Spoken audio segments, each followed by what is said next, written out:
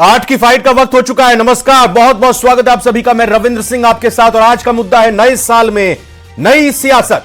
2025 का आज पहला दिन है, लेकिन एक बयान से जो पिछले साल दिया गया, कल दिया गया, प्रदेश में सियासी हलचल तेज हो गई है। बीजेपी के प्रदेश प्रभारी राधा मोहन अग्रवाल के कल जयपुर में दिए बयान से सियासत गर्म हो गई है। भजनलाल कैबिनेट में बदलाव की चर्चा को नया बल राधा मोहन दास अग्रवाल के एक बयान से मिला है। राधा मोहन ने राजस्थान कैबिनेट में बदलाव को लेकर पूछे गए सवाल के जवाब में कहा कि यह तो स्वाभाविक प्रक्रिया है, पुराने पेड़, सूखे पेड़ गिरेंगे, नए पत्ते उभरेंगे। हालांकि आज राधा मोहन ने कहा कि सूखे पेड़ संबंधी बयान को कैबिनेट फेरबदल से जोड़ना मीडिया का विश्लेषण है। इधर कांग्रेस ने तंज कसते हुए कहा कि बीजेपी नेता सत्ता संगठन की खींचतान में उलझे हुए हैं और इसका खामियाजा भुगत रहा है प्रदेश। चर्चा इसी पर करेंगे। इस बयान के मायने क्या है? क्या यह बयान कैबिनेट विस्तार और फेरबदल का संकेत है? क्या है कारण? तमाम मुद्दों पर चर्चा करेंगे। पहले एक रिपोर्ट आपको दिखाते हैं।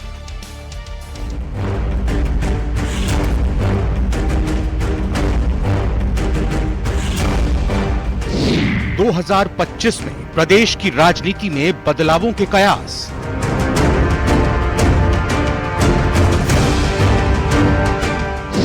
भजनलाल कैबिनेट और बीजेपी संगठन में बदलाव की अटकलें।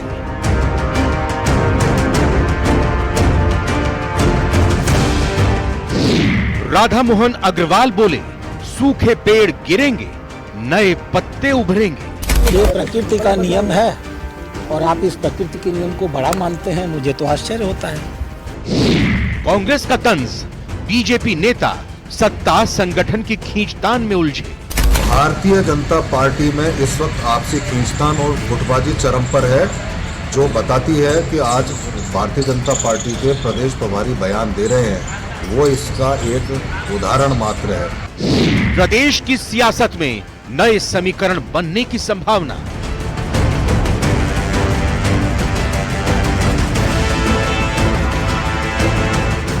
नए साल में नई सियासत। हमारे साथ मेहमान जुड़ चुके हैं, एक एक करके सभी का परिचय कराते हैं। प्रताप राव जी बीजेपी से हैं, बहुत बहुत स्वागत प्रताप जी आपका। पंकज शर्मा जी कांग्रेस से हैं, पंकज जी आपका स्वागत। हमारे साथ डॉक्टर मिथिलेश जैमिनी जी वरिष्ठ पत्रकार भी जुड़ चुके हैं, बहुत बहुत स्वागत डॉक्टर मिथिलेश आपका। और निरंजन पोद्दार जी राजनीतिक विश्लेषक हमारे साथ हैं, निरंजन जी आपका भी स्वागत। डॉक्टर मिथिलेश जैमिनी जी, पहला सवाल आपसे। आप सभी मेहमानों को सबसे पहले तो नए वर्ष की बहुत बहुत शुभकामनाएं।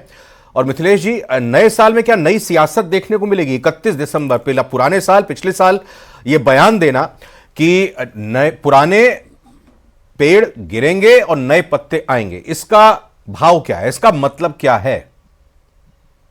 देखिए, निश्चित रूप से जो सियासत के समझदार हैं वो कह रहे हैं कि कुछ बदलाव होगा। भजनलाल जी की कैबिनेट में 6 सीटें खाली है और किरोड़ी लाल जी का इस्तीफा अभी हुआ नहीं है, तो 7 सीटें खाली मान ली जाए।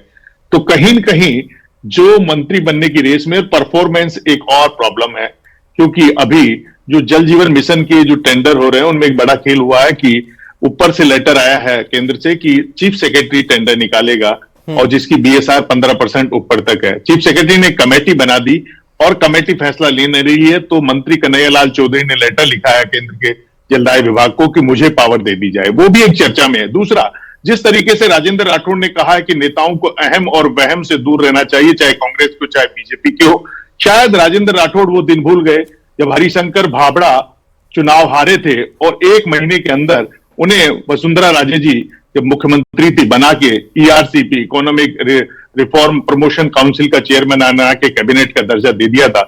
लेकिन राजेंद्र राठौड़ 1.25 साल से तड़फ रहे हैं कि उनसे चुनाव तो हार गए लेकिन कैबिनेट का दर्जा नहीं मिला।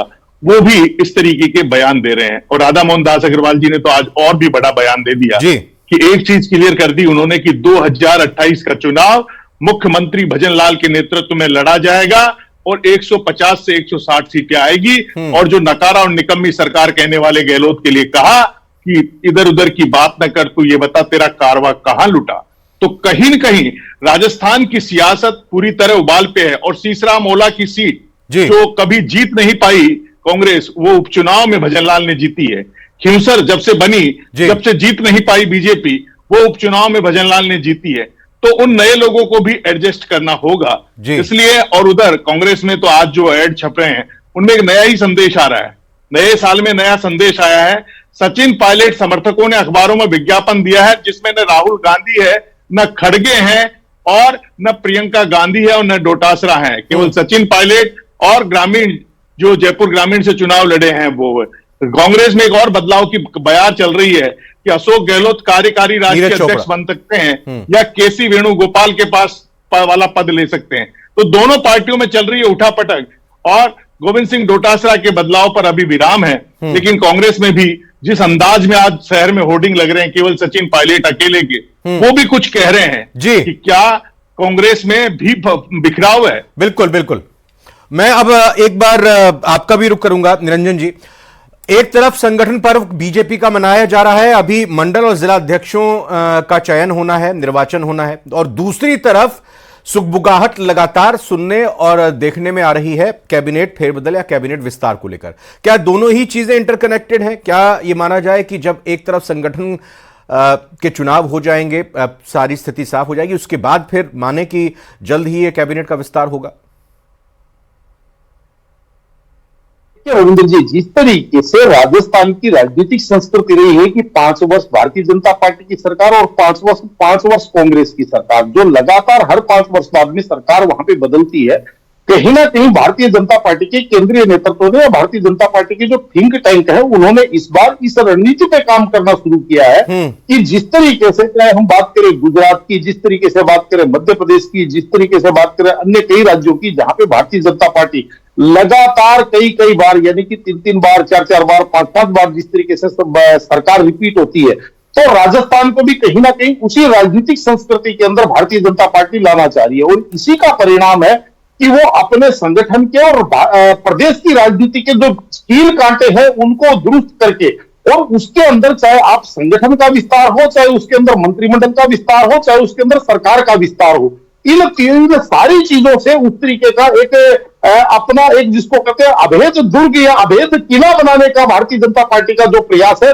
वो दिखाई दे रहा है। और इसके अंदर जिस तरीके से भी मंत्रिमंडल विस्तार की चर्चा राधा मोहन अग्रवाल जी ने जिस तरीके से कहा है कि पुराने पत्ते गिरते हैं तब नए पत्ते आते, निश्चित रूप से देखिए प्रकृति का नियम उन्होंने बताया है, लेकिन वास्तविकता यह है कि अब इसके अंदर किन किन का पत्ता कटेगा और कौन कौन से नए पत्ते आएंगे। तो इसके ऊपर अगर हम चर्चा करें तो जैसे अभी जेमिनी जी ने कहा, निश्चित रूप से जिस तरीके से शेखावाटी अंचल की बात करें, शेखावाटी अंचल के अंदर कहीं ना कहीं भारतीय जनता पार्टी शुरू से राजनीतिक रूप से कमजोर रही है, तो वहां भारतीय जनता पार्टी हो सकता है कि 1 मंत्री या 2 मंत्री वहां से और बढ़ाए। तो जिस तरीके राजेंद्र भानु, बस हम वही समझना चाह रहे हैं, मतलब तय तो है ना अब, हालांकि भले ही ये कहा जाए मुख्यमंत्री का विशेषाधिकार है और मदन राठौर ये कहें कि भाई ठीक है संगठन का कोई इसमें दखल अंदाजी नहीं होती है तो मुख्यमंत्री ही देखेंगे, लेकिन ये माना जा रहा है कि बहुत जल्द ही, ज्यादा वक्त नहीं है क्योंकि 24 ही मंत्री हैं, मुख्यमंत्री को मिलाकर 30 तक ये हो सकता है,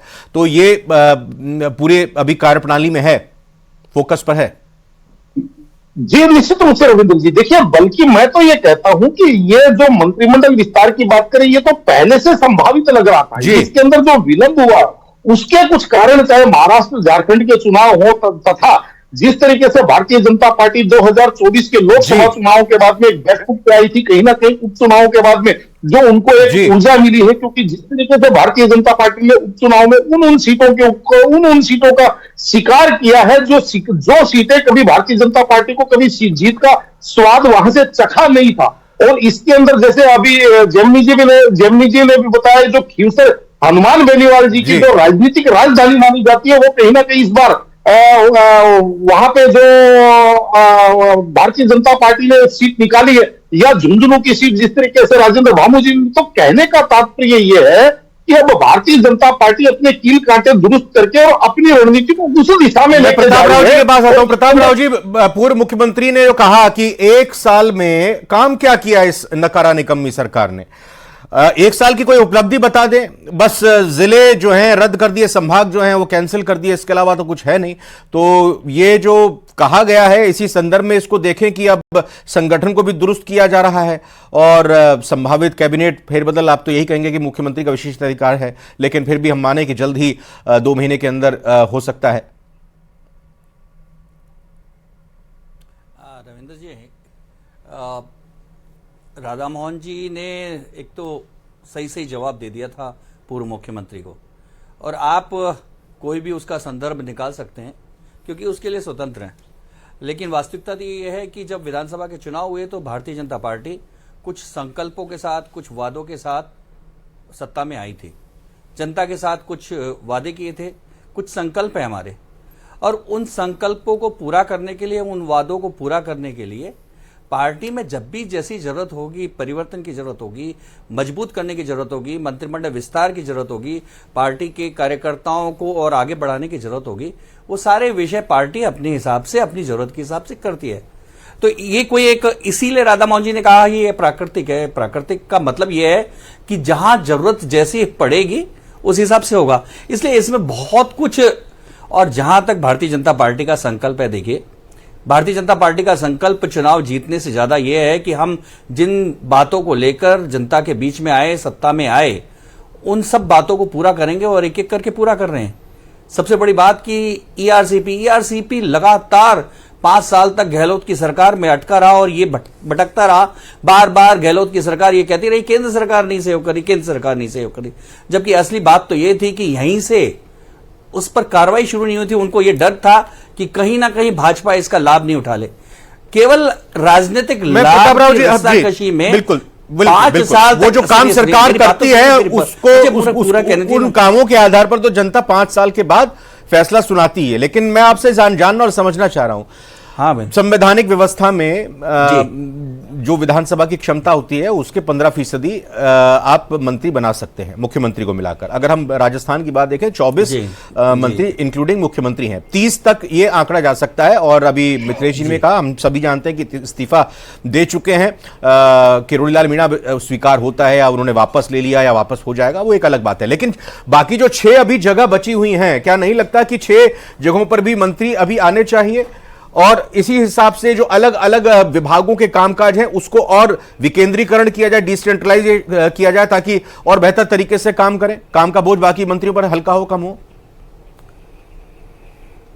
देखिए रविंद्र जी, पार्टी में सबकी अपनी अपनी जिम्मेदारी होती है। सरकार की जिम्मेदारी हमारे मुख्यमंत्री भजनलाल जी के पास है, और भजनलाल जी को जब लगेगा कि उन्हें और सहयोगियों की जरूरत है और लोगों की जरूरत है, तो निश्चित तौर पे निर्णय होगा।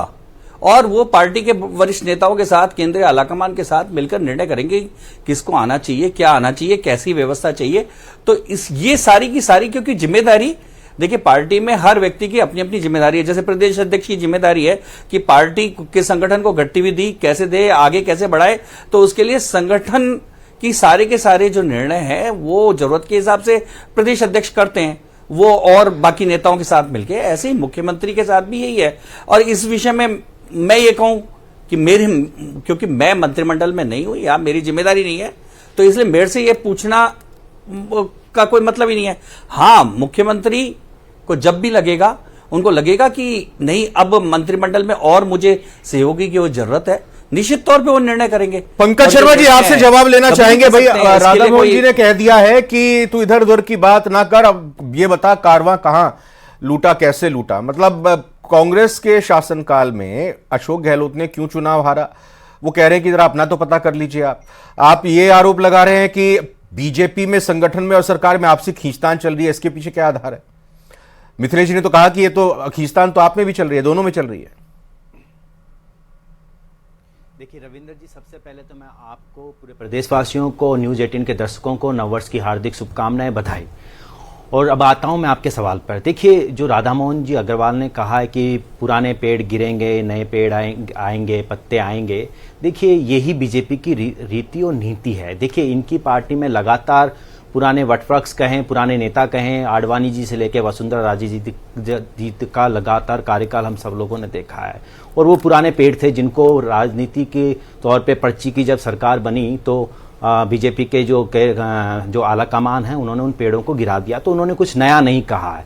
अब सबसे बड़ी बात कि मंत्रिमंडल विस्तार में क्या होगा। देखिए पुराने पेड़ अभी भी मंत्रिमंडल विस्तार में हैं, और उन पुराने पेड़ों का, अगर पुराने मंत्रियों का कहें, जो बुजुर्ग मंत्री हैं, वरिष्ठ मंत्री हैं, किरोड़ी लाल मीणा जी हों, मदन दिलावर हों, किस तरीके से लगातार परेशान है, उनके काम नहीं हो रहे। किरोड़ी लाल मीणा जी तो अपना इवन इस्तीफा भी दे चुके हैं, और ये भी कह चुके हैं अभी 2 दिन पहले कैबिनेट की मीटिंग में कि किस तरीके से उनके खिलाफ लगातार षड्यंत्र रचा जा रहा है, किस तरीके से इंटेलिजेंस ने ये तक कह दिया कि वो प्रधानमंत्री की सभा में हुड़दंग करने वाले थे। तो ये तो इनकी पार्टी के हाल है और ये सबको पता है, पब्लिक डोमेन में, मुझे कुछ नया नहीं कहना है। देखिए लगातार ये सरकार के सारे मंत्री, बहुत सारे मंत्री लगातार फेल रहे हैं। आप शिक्षा मंत्री को देख लीजिए, शिक्षा मंत्री शिक्षा की बात नहीं करते हैं। कृषि मंत्री और आपदा मंत्री जी ने इस्तीफा देके बैठे हैं, जब आपदा आई, अतिवृष्टि हुई, तब वो कोई काम नहीं कर पाए। वित्त मंत्री के हाल आते हैं कि रविंद्र जी, मैं विद्या कुमारी है, मैंने आपको डिस्टर्ब नहीं किया, एक बार रविंद्र जी बहुत हो गया, सुन लीजिए, बहुत हो गया, बहुत हो गया। देखिए चिल्ला चौट मत कीजिए, आप लोगों के पास होता नहीं है कंटेंट, बीच में डिस्टर्ब करने का काम लगातार आप करते हैं। आप वरिष्ठ हैं, सुन लीजिए। एक मिनट सुन लीजिए, देखिए जब आप बोल रहे थे वो उन्होंने आपको बीच में नहीं टोका। बीच में जवाब देने एक मिनट बीच में जवाब देने नहीं सर प्लीज प्रताप जी सुन तो लीजिए बॉस, एक मिनट सुन लीजिए प्लीज। ये कचरा बोलते हैं। नहीं प्रताप ये गलत बात है, ऐसे नहीं बोलना चाहिए। बोलते हैं नहीं, मुझे सारी जानकारी है, मैं आपको 1 बाय 1 एक बात का सवाल का जवाब प्रताप जी शब्दों का चयन सही से कीजिए प्लीज। करेंगे तो बात नहीं रख पाऊंगा। आप भी माननीय सम्मान्य मेहमान है, वो भी है। हाँ देखिए पंकज जी कंक्लूड कीजिए जल्दी से। लगातार ये मंत्री फेल, जी लगातार जिस तरीके से मंत्री फेल होते रहे, वित्त मंत्री अपने विभाग की मीटिंग नहीं ले पाते हैं, गृह मंत्री हम सबको पता है कि लगातार बार बार में हम सब लोगों ने देखा, समरावता का केस हो, जयपुर में केस हो, लगातार किरोड़ीलाल मीणा जी अपने साथ गृह राज्य मंत्री जवाहर बेगम जी को लेके जा रहे हैं, कई बार कहते हैं न्यायिक जांच होंगी। तो किस तरीके से सरकार के मंत्री फेल हो चुके हैं ये हम सब लोगों ने देखा है। किस तरीके से जलदाय मंत्री कहते हैं कि मेरे हाथ में नहीं है पानी लाना, बिजली मंत्री जिस तरीके से राजस्थान में फेल हुए, तो मुझे तो लगता है पूरी कैबिनेट ही जो है ना वो पूरी तरीके से असफल पिछले 1 साल में हो चुकी है। सबको बदल देना चाहिए, यह स्थिति सरकार की है, इन्होंने जनता के कोई काम नहीं किए। और अब जिस तरीके से प्रताप जी दीजिए जवाब दीजिए अब इसका। आधा दर्जन प्रदेश मंत्रियों के बारे में कहा कि वो कुछ काम नहीं कर रहे हैं, इस सरकार के नाक में दम कर देगी, लेकिन जिस तरीके से जनता की मांग को इन लोगों ने ठुकराया है, पंकज जी अब जवाब ले लीजिए एक मिनट। किया है, राजस्थान की जनता आने वाले टाइम में इनको जवाब देने का काम करेगी। पहली बात तो मैं उससे पहले मैं ये देना चाहता हूं कि जिन्होंने नरसिम्हा राव का अपमान किया, सीताराम केसी से जुलम झोली की, मनमोहन सिंह के विधेयक को फाड़ा, लगातार उनके अपमान के कारण बड़े नेता लगातार पार्टी छोड़कर जाते रहे। उस पार्टी के एक कार्यकर्ता प्रवक्ता रविंद्र जी मुझे लगता है बीजेपी प्रवक्ता बौखला गए हैं, बीजेपी प्रवक्ता बौखला गए हैं। ये मुद्दों की बात चाहिए, ये बताएं कि ये कौन से बड़े पेड़ गिराने वाले हैं, बताएं। एक मुख्यमंत्री अपने मुख्यमंत्री क्यों कहता है नालायक, काम नहीं कर पा रहा, ये तो इनकी भाषा है, भाषा का प्रयोग करते हैं। मुख्यमंत्री गहलोत अरे पायलट के लिए आराम से नालायक, ये किस तरह की भाषा का प्रयोग कर रहे हैं रविंद्र जी?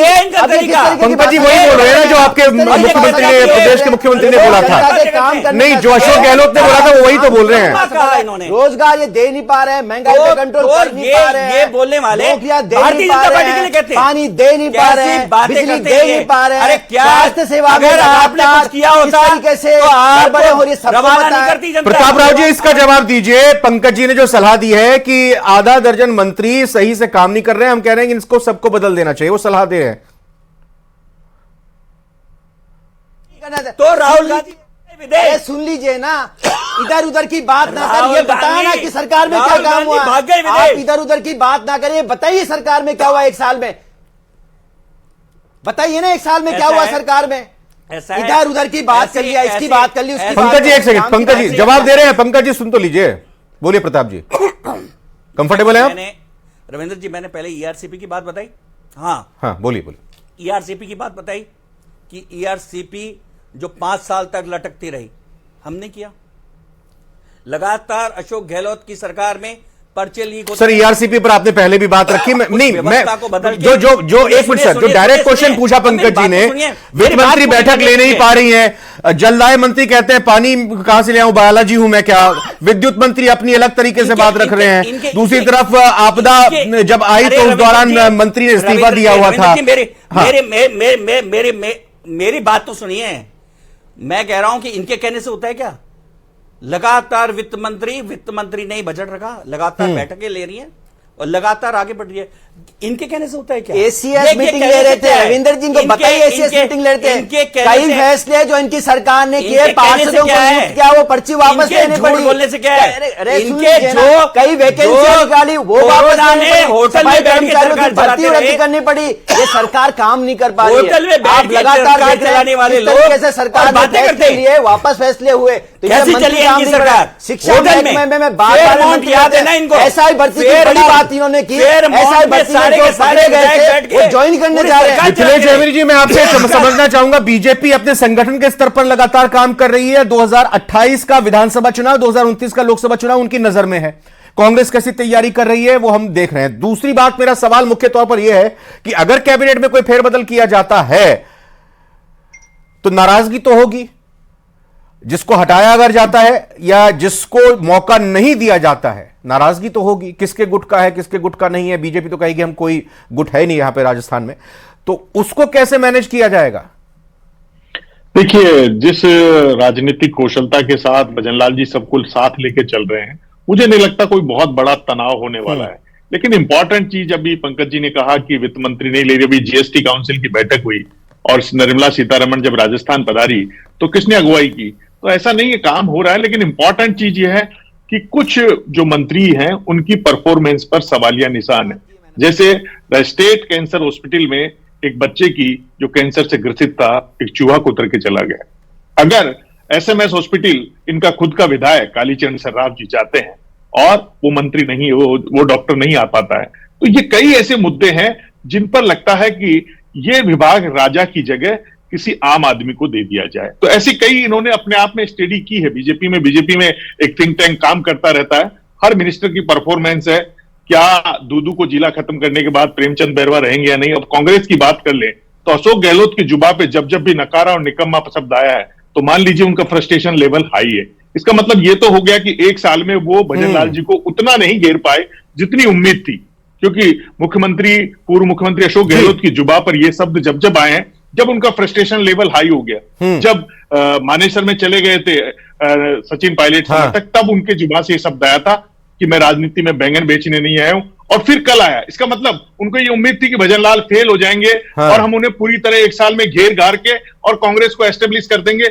अब जो 9 जिलों की बात कर रहे हैं कि वो खत्म कर दिए, उस मुद्दे पर भी वो कहीं न कहीं दूदू वाली जो बात चलती है कि आखिर दूदू से इतनी गहलोत साहब को क्या मोहब्बत थी, वो मोहब्बत कहीं कांग्रेस को बैकफायर कर रही है। और जो गोविंद सिंह डोटासरा ने चैलेंज दिया है भजनलाल जी को कि भरतपुर का जिला प्रमुख बना के दिखा देना, आप मंत्री तो आप चाहे जिसको बना दो, वो चैलेंज उनको लेना चाहिए कि भरतपुर का जिला प्रमुख, क्योंकि आपने डीक को रखा है और बाकी को हटाया है, तो वो एक चैलेंज है। निरंजन पोद्दार जी, सर मैं अब आपसे ये समझना चाह रहा हूं कि जिस तरीके से अब ये बात लगातार कयास के जरिए उठाई जा रही है कि मंत्रिमंडल में फेरबदल विस्तार हो सकता है, लेकिन सही तरीके से सब कामकाज हो जाएगा, कांग्रेस की क्या रणनीति रहनी चाहिए आने वाले वक्त में? देखिए रविंद्र जी, निश्चित रूप से अगर कांग्रेस की बात करें तो जैसे मैं बार बार कहता हूं कि आमतौर के राजनीति के अंदर ये देखा जाता है, पार्टियों के अंदर आपसी सिर्फ फुटबॉल या यूं कहीं कि एक दूसरे को निपटाने की जो राजनीति है वो कहीं ना कहीं जीतने या सरकार की स्थिति में होती है। लेकिन कांग्रेस एक अनोखी विलक्षण पार्टी है कि जो हार में भी एक दूसरे को निपटाने की चेष्टा में लगे रहते हैं। तो जिस तरीके से अभी राजस्थान कांग्रेस की बात करें, कहीं ना कहीं राजस्थान कांग्रेस आपको एक अलग अलग, जिसको कहते हैं खंड खंड नजर आ रही है, क्योंकि हर राजस्थान के अंदर जो भी वहां के जो वरिष्ठ नेता है वो एक दूसरे के साथ अभी भी तालमेल बनाने की स्थिति में नहीं है। रही बात जो सरकार विस्तार की या मंत्रिमंडल विस्तार की, तो निश्चित रूप से रविंद्र जी एक चीज आपको समझ में आपको दिखाई देगी, ये मैं आपको आपके चैनल के पूर्व में ही आपको बता के जा रहा हूं कि इस बार जो मंत्रिमंडल का विस्तार होगा उसके अंदर जो पर्ची सरकार बोल करके सरकार को क्रिटिसाइज किया जाता है, इस बार कहीं ना कहीं मुख्यमंत्री जी के पंख खोले जाएंगे और मुख्यमंत्री के हाथ में ताकत दी जाएगी कि वो सरकार गठन में यानी मुख्यमंत्री जी की ज्यादा चलती हुई दिखेगी। अच्छा पंकज शर्मा जी, बस मैं एक सवाल आपसे करना चाह रहा हूं। शनिवार को जिलों को रद्द किया गया, आपके तमाम नेता आ गए, आप नेता प्रतिपक्ष आ गए, अध्यक्ष आ गए, फिर अशोक गहलोत जी का भी बयान आया, अगले दिन उन्होंने प्रेस कॉन्फ्रेंस की, सभी ने कहा हम बड़ा आंदोलन करेंगे सड़क पर उतरकर। तो अभी कब तक होगा यह आंदोलन? देखिए रविंद्र जी, जैसा आपको पता है कि 7 दिन का राष्ट्रीय शोक घोषित था, क्योंकि डॉक्टर साहब मनमोहन सिंह साहब का देहांत हुआ था। और उसके बाद लगभग 2 दिन बाद लगभग वो तो खत्म हो जाएगा। उसके बाद अभी जो लोकल जिले के लोग हैं, अनूपगढ़ हो, सांचौर हो, वहां के जो हमारे प्रतिनिधि हैं वो लगातार ठीक है, प्रदर्शनों तो सड़क और सदन दोनों में घेरने की तैयारी है। प्रताप राव जी 10 सेकंड। बिल्कुल बिल्कुल, डेफिनेटली तौर पे प्रताप जी 10 सेकंड। और जो जनता के साथ कुठाराघात हुआ है बोलिए, उसके लिए न्याय की मांग इनकी तैयारी है घेरने की, आपकी तैयारी बचने की कैसे होगी? नहीं रविंद्र जी, मेरा पूरा लोकतंत्र पे हम लोगों का पूरा विश्वास है और कांग्रेस को विपक्ष के दल के तौर पे जो आवाज उठानी है उठाए, कोई दिक्कत नहीं है। देखिए हमें कोई दिक्कत नहीं है, आलोचना भी करे सरकार की, इससे भी कोई दिक्कत नहीं है। लेकिन मेरा यह कहना है कि सरकार अपनी सही दिशा में काम कर रही है, क्योंकि ये जो बिल्कुल आप तो कहेंगे ही सरकार सही दिशा में काम कर रही है, साफ तौर पर बिल्कुल ये जनता भी देख रही है कि सरकार कैसे काम कर रही है और जनता ही फैसला अंतिम लेती है कि कैसे सरकार का कामकाज होता है, क्योंकि 5 साल बाद जनता को मौका मिलता है। लेकिन विपक्ष की तरफ से विपक्ष भी अपना धर्म निभा रहा है, किस तरह की कोशिश कर रहा है, और अगर सही कोशिश कर रहा है तो उसको भी मौका 5 साल के बाद मिलता है। ये आरोप प्रत्यारोप का दौर नए साल में नई सियासत के तौर पर लगातार देखने को मिलता रहेगा। 8 की फाइट में आज फिलहाल